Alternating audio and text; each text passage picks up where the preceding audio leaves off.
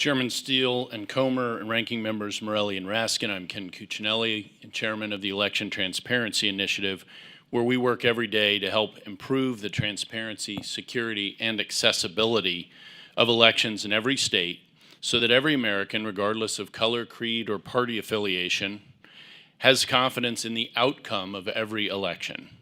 Top of mind for today is the reintroduction of the ACE Act, which we support, and its second pillar concerning the election administration in the nation's capital. Obviously, Congress can do this under Article 1, Section 8, Clause 17, which gives Congress power to exercise exclusive legislation in all cases whatsoever over the district.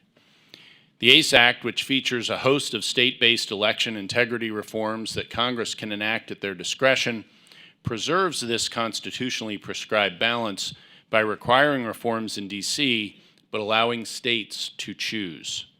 Let me be clear, the ACE Act does not mandate changes to state election laws, and this is an important factor in ETI's support for the ACE Act. We view Congress in a role similar to a state legislature as it relates to the nation's capital, but only the nation's capital. D.C. should be the gold standard for fair and honest elections in which every legal vote is cast and counted openly, equally, and with the highest standard of integrity. But how is the administration of D.C. elections going? Well, these distressing details are contained in my written testimony, and the chairman walked through some recent examples. But without question, D.C. elections are in profound disarray and have been poorly administered. Thankfully, Congress can and should exercise its responsibility over D.C. to repair its self-inflicted broken system.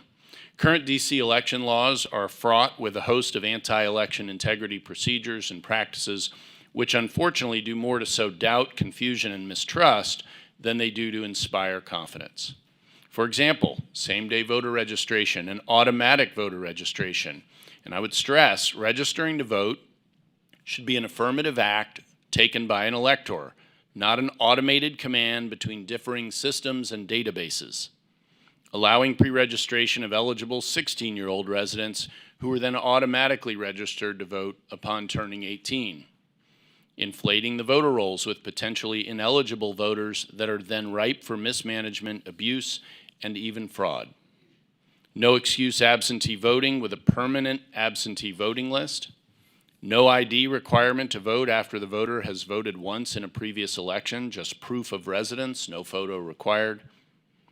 Unsecured and unguarded drop boxes, and D.C.'s infamous non-citizen voting law, which would allow green card holders and residents or those here illegally to vote so long as they're 18 or older and have been in D.C. for at least 30 days.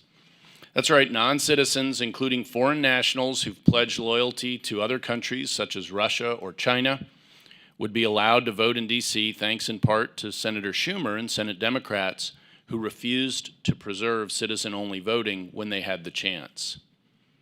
Even the Washington Post recognizes that elections in our nation's capital shouldn't be decided by the votes of Russian and Chinese nationals working at their country's embassies or non-citizens in the country illegally.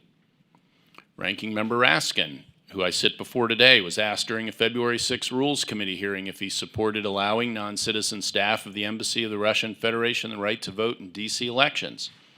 He replied, "I've opposed Vladimir Putin's massive social disinformation campaign against American democracy, and I'm opposed to Russian subversion of democracy all over the world. So if they asked me my advice, I would say vote against that."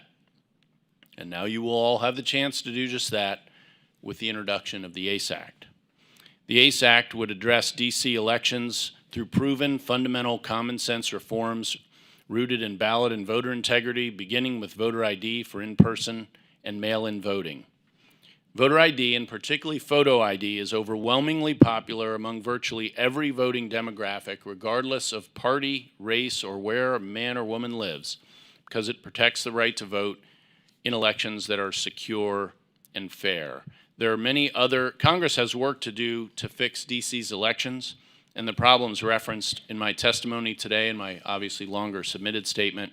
These problems are America's problems, and the Election Transparency Initiative stands ready to assist in fixing them so the barriers to honest and accurate elections are replaced with those helping to guarantee certainty, trust, and confidence. Thank you.